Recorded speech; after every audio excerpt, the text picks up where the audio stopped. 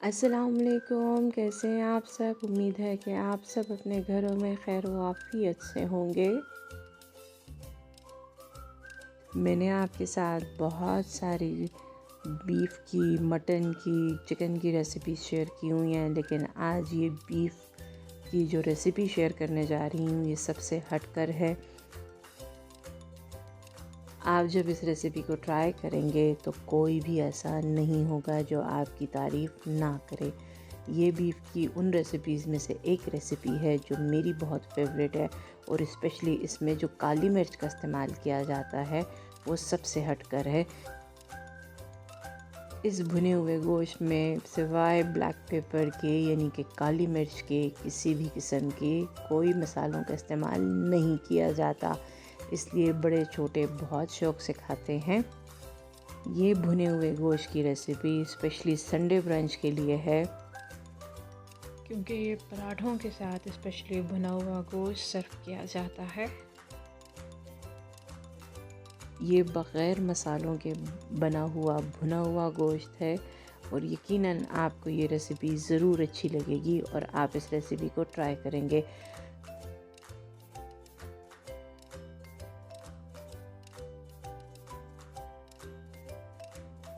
तो चलें बढ़ते हैं रेसिपी की तरफ। बिस्मिल्लाहिर्रहमानिर्रहीम। सबसे पहले हमने गोश्त को गला लेना है। भुने हुए गोश्त को बनाने के लिए मैंने तकरीबन 1.5 किलो गोश्त लिया है हड्डी के साथ।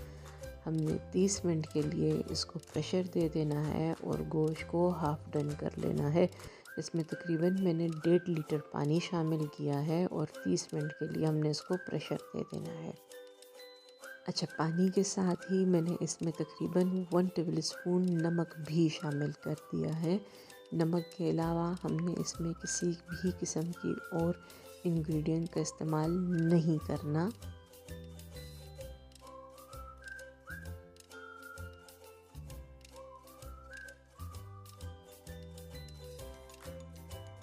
तकरीबन 30 मिनट प्रेशर देने के बाद ये गोश्त अच्छे तरीके से गल चुका है और हमने प्रेशर कुकर से इसको निकाल लिया है। अब हमने इसकी मज़ीद भुनाई कर देनी है। आप देख सकते हैं कि गोश्त हाफ़ डन हो जाने के बाद भी इसमें बीफ स्टॉक तकरीबन हाफ़ लीटर मौजूद है। अब हमने आंच को तेज़ कर देना है और इसको हमने मज़ीद पका लेना है। इसके साथ ही हमने तकरीबन 8 से 10 जवे लहसुन के ले लेने हैं और तकरीबन 6 अदद मैंने मीडियम साइज़ के प्याज ले लेने हैं। आपने इन दोनों चीज़ों को किसी भी ग्राइंडर में डाल के पीस लेना है।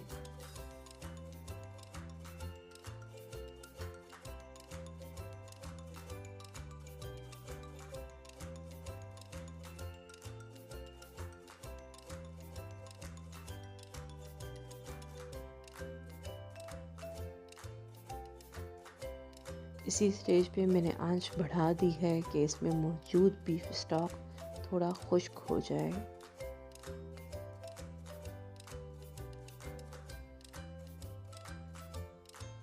तकरीबन 10 मिनट तेज़ आंच पे पक जाने के बाद मैंने जो प्याज और लहसुन का पेस्ट बना दिया है, अब हमने इसमें वो शामिल कर देना है। प्याज और लहसुन शामिल करने के बाद आपने इनको अच्छे तरीके से मिक्स कर देना है और 1 से 2 बॉयल आने तक आपने आंच को तेज़ ही रखना है। जैसे ही इसमें 1 से 2 बॉयल आ जाते हैं, हमने इसमें 1 टेबलस्पून ब्लैक पेपर यानी कि काली मिर्च शामिल कर देनी है।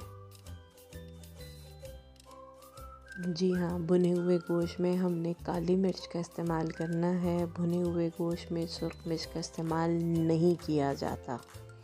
अब आपने इन तमाम चीज़ों को अच्छी तरीके से मिक्स कर देना है और आंच आपने तेज़ ही रखनी है। तकरीबन 5 मिनट बाद ही इसमें से लहसुन और प्याज के पकने की खुशबू आनी शुरू हो गई है। अब मैंने इसमें तकरीबन 2 टेबलस्पून इसमें मैंने टमाटर प्यूरी का इस्तेमाल किया है। आप चाहें तो आप इसमें सिर्फ 2 अदद मीडियम साइज़ के टमाटर शामिल कर दें। टमाटर प्यूरी की रेसिपी मैं आपके साथ शेयर कर चुकी हूँ, फिर भी मैं इसका लिंक जो है तो वो डिस्क्रिप्शन बॉक्स में दे दूँगी। ध्यान रहे कि ये भुना हुए गोश्त की रेसिपी है, इसमें टमाटरों का इस्तेमाल बहुत कम किया जाता है।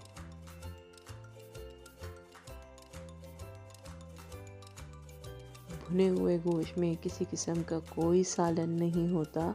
उसमें जितना मसाला होता है वो गोश्त के साथ ही लगा होता है, जिससे गोश्त मज़ीद टेंडर हो जाता है। आप देख सकते हैं कि मैंने इसमें किसी किस्म की हल्दी का या सुर्ख मिर्च का इस्तेमाल नहीं किया। इसमें सिर्फ हमने ब्लैक पेपर का इस्तेमाल अभी तक किया है। अब हमने इसको अच्छे तरीके से भूनना है। मैंने जैसे ही इसमें ऑयल शामिल किया है तो इसकी रंगत में मज़ीद इजाफ़ा हो गया है। अच्छा, मैं आपको बता दूं कि भुने हुए गोश्त में हमने सिर्फ अभी तक काली मिर्च का इस्तेमाल किया है। इसके अलावा इसमें किसी भी किस्म का मसाले का इस्तेमाल नहीं होगा। जैसे ही इस भुने हुए गोश्त की खुशबू आनी शुरू हो जाए तो आपने इसमें 1 कप घी का इस्तेमाल करना है। मैं इस वक्त ऑयल का इस्तेमाल कर रही हूँ। आप चाहें तो आप इसमें देसी घी या आप बटर का इस्तेमाल भी कर सकते हैं। उससे इस भुने हुए गोश्त के टेस्ट में मज़ीद इजाफ़ा होगा।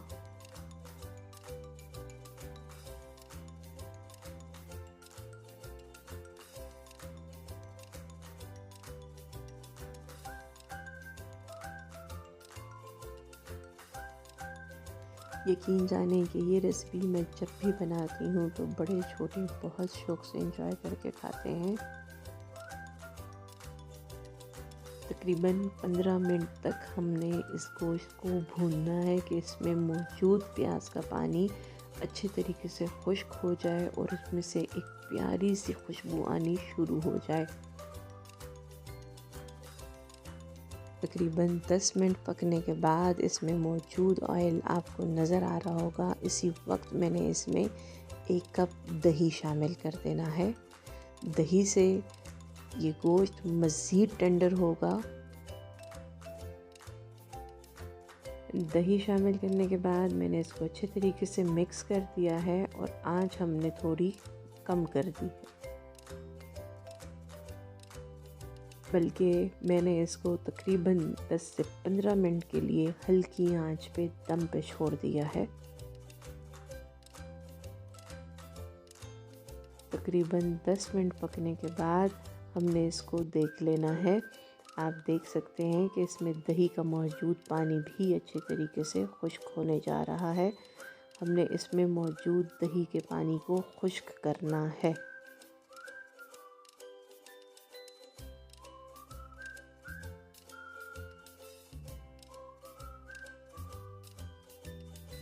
इस भुने हुए गोश्त को मैंने इतना बनाना है कि इसमें सारा मसाला गोश्त के साथ ही लग जाए।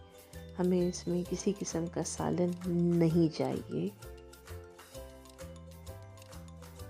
तकरीबन 10 मिनट पकने के बाद ही इसमें मौजूद ऑयल नज़र आने शुरू हो गया है और अब मैंने इसमें 3 से 4 इंच का अदरक का टुकड़ा और 3 से 4 अदद हरी मिर्चें काट के शामिल कर देनी है। अच्छा, हरी मिर्चें और अदरक शामिल करने के बाद आपने आंच को बंद कर देना है। हमें अदरक और हरी मिर्च इसमें खड़ी चाहिए। ये रेसिपी स्पेशली संडे ब्रंच के लिए है और इस भुने हुए गोश्त के साथ पराठे या खमीरी नान बहुत अच्छे लगते हैं। अदरक और हरी मिर्च डालने के बाद मैंने इसमें तकरीबन 1 टेबल स्पून इसमें मैंने लेमन जूस ऐड कर दिया है और इन तमाम चीज़ों को अच्छी तरीके से मिक्स कर देना है। सबसे आखिर में मैंने इस पे हरा धनिया काट के शामिल कर दिया है और अब आपने इसको किसी प्यारे से सर्विंग में निकाल लेना है। आप इस भुने हुए गोश्त को पराठे, नान या चपाती के साथ एंजॉय कर सकते हैं। मुझे उम्मीद है कि आपको आज की रेसिपी ज़रूर अच्छी लगेगी और आप ये रेसिपी ज़रूर ट्राई करेंगे।